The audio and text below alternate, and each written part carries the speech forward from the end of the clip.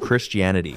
Most people imagine that in Christianity, death immediately leads to heaven or hell. You close your eyes, you are judged on the spot, and you proceed to one of the two destinations. Simple as that. But that idea is a popular simplification. When you look more closely at the biblical text, the picture is more complex. Here's what many people ignore. Death, biblically, is described as a state of waiting. In John 5, Jesus speaks of a future resurrection, when the dead will hear his voice and come out of their graves. The final judgment, described in Revelation, happens after the resurrection, not at the moment of death. So, what happens between death and the resurrection? The Bible uses the word Sheol in the Old Testament and Hades in the New, referring to an intermediate state. It is not the eternal hell. It is still awaiting. And the final destination, according to the biblical text, is not a soul floating in heaven forever. It is a resurrected body in a renewed earth. Revelation 21 describes God coming down to dwell with humanity, not humanity going up to dwell with God. And if this view already breaks what you expected, Hinduism goes even further, because there, death is not a destination. It is just another stop in a journey that never ends. Hinduism.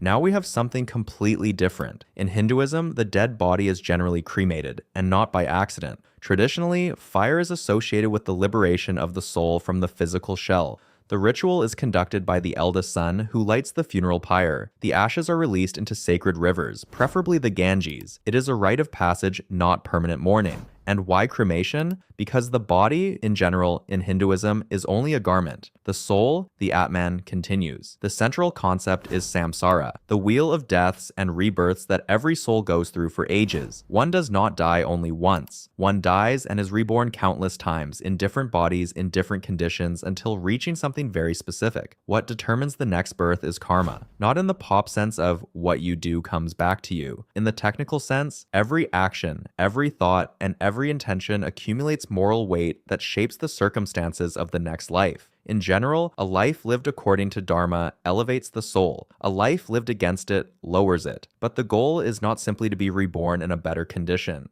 The goal is to leave the cycle completely. This is called moksha, liberation, the moment when the Atman recognizes that it has always been identical to Brahman, the universal consciousness. The separation was an illusion, and upon realizing this, the cycle ends. The soul does not go to a place. It dissolves into the absolute. Islam. In Islam, when a Muslim dies, the body is ritually washed, wrapped in a white cloth called kafan, and buried as quickly as possible, preferably within 24 hours. No coffin, no embalming. The body returns to the earth in the simplest way possible. But what happens after that is where the Islamic view becomes unique. The soul enters a state called barzakh, an interval between death and the day of judgment. And in this state, there is already a first indication of what is to come. Angels visit the deceased and ask 3 questions. Who is your Lord? What is your religion? Who is your prophet? The answer determines whether this interval will be one of peace or torment. But here's the key point. On the day of judgment, Yawm al-Qiyamah, everyone is resurrected. Every action recorded in life is weighed on a cosmic scale. The Quran describes that day with intensity. Mountains moving, seas overflowing, every soul confronting its complete record. Those who pass go to Jannah, gardens, rivers, absolute peace, and the presence of God. Those who fail go to Jahannam. But even Jahannam, according to some Islamic interpretations, may have a limited duration for certain sinners. No action disappears. No intention is ignored. That is the logic of the afterlife in Islam. Buddhism. Buddhism inherited from Hinduism the ideas of samsara and karma, but then it asked a question that changes everything. If reincarnation exists, who exactly reincarnates? For the Buddha, the answer is unsettling. No one. In Buddhism, the body can be cremated or buried depending on the tradition and culture. In Tibet, there is even the so-called sky burial, where the body is left on mountains to be consumed by birds of prey. The physical body does not matter. What matters is what continues, and what continues is not a soul. The concept of anatta, the non-self, teaches that there is no permanent essence inside you. What we call the self is a temporary combination of elements in constant change, like a flame passed from candle to candle. The flame continues, but it is not the same flame. What reincarnates is a stream of consciousness conditioned by karma, not a soul that travels, a pattern that propagates. But here's the goal. Nirvana is not a paradise. It is the extinction of desire, attachment, and the illusion of separate existence. It is the complete cessation of suffering. It is not winning the game. It is leaving it.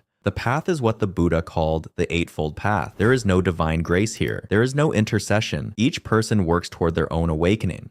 Judaism. Now, Judaism. And here something interesting happens. The tradition that gave rise to Christianity and influenced Islam is, surprisingly, the most silent about the afterlife. In Judaism, the body is buried quickly, within 24 hours when possible, without embalming and without an ornate coffin. The body returns to the earth as it came. After the burial, the family enters Shiva, a 7-day period of mourning in which the community gathers to support and remember the deceased. The focus is on the living, not on the destination of the dead, and this focus on the present runs through the entire Jewish theology of death. The Torah says little about life after death. The oldest concept is Sheol, a shadowy state where the dead wait. It is not punishment, it is not reward, it is an indefinite waiting. But it does not end there. Over time, the Talmud developed the concept of Olam Haba, the world to come, and Gehinnom, a temporary purifying process with a maximum duration of 12 months for most souls. But what truly unifies Judaism is not the theology of the afterlife. It is the ethics of the here and now. Holiness is found in action, not in speculation about what comes after.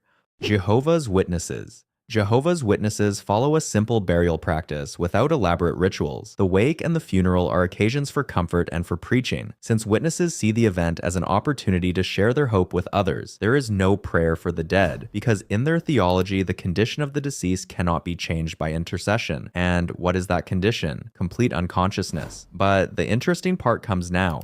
Ecclesiastes 9 says that the dead know nothing. For Jehovah's Witnesses, this is literal. There is no wandering soul, no purgatory, no immediate judgment. The person simply stops, like a flame extinguished, waiting for the resurrection. This resurrection is the heart of the witness's hope. The dead will literally be resurrected, with memory and identity, to live on a transformed earth under the rule of God's kingdom. Based on biblical texts, they teach that this moment is still to come. But here's the point that separates them from mainstream Christianity. Only 144,000 people, according to Revelation 7, will go to heaven to rule with Christ. The rest of the faithful will live forever on the restored earth as a paradise, and there is no eternal fiery hell. The wicked simply cease to exist in a process called annihilationism. It is a reading that rejects centuries of Christian tradition and claims, according to the witnesses, what the biblical text actually says. Spirituality. When we talk about spirituality here, we are not talking about an organized religion. We are talking about a set of beliefs widely shared by people who identify as spiritual but not religious. Today, one of the fastest growing categories in the world. There is no fixed death ritual in this view. Some choose cremation, others burial, and others opt for personalized ceremonies without religious affiliation. What matters for those who follow this path is not the body. It is the continuity of the essence, and that continuity is central. The soul is eternal and passes through multiple lives to evolve. Death is a transition, not an end. Many within this tradition rely on reports of near-death experiences, NDEs, where people describe tunnels of light, encounters with loved ones, and a feeling of absolute peace that permanently changes their view of life. The idea of karma, taken from Hinduism and Buddhism and adapted to the West,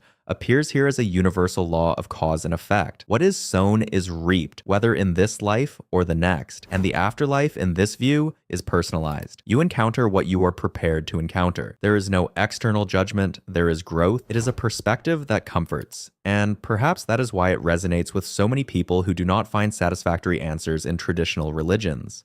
Greek mythology. In ancient Greece, the ritual of death was taken very seriously. The body was washed, anointed with oils, and wrapped in white cloth. Coins were placed on the eyes or in the mouth of the deceased. It was not superstition, it was necessity, because without this payment, the journey would not begin. After death, the soul descended to the underworld and arrived at the shore of the river Styx. There, it waited for Charon, the ferryman, who carried souls to the other side. But Charon did not work for free. The coins placed by the family were the payment for the passage. Without them, the soul wandered along the shore for 100 years. But here is the key point. On the other side, 3 judges evaluated the life that had been lived: Minos, Rhadamanthus, and Aeacus. And then the destination was determined. The virtuous went to the Elysian fields, a paradise of eternal peace. The wicked went to Tartarus, where eternal and personalized punishments awaited. Sisyphus pushing his stone forever. Tantalus surrounded by water and food he could never reach. And most ordinary souls went to the Asphodel Meadows, a neutral gray place without memory and without purpose. Not punishment, not reward, just a vague existence. What the Greeks understood understood was that justice may take time, but it arrives. And in the afterlife, there is no appeal. 8 traditions. 8 answers to the same question that no human being has ever been able to ignore. What all of them reveal, each in their own way, is that the way a culture understands death says everything about what it values in life. If this video made you think, leave a like. And in the comments, tell me, which of these views surprised you the most? Thanks for watching. See you in the next one.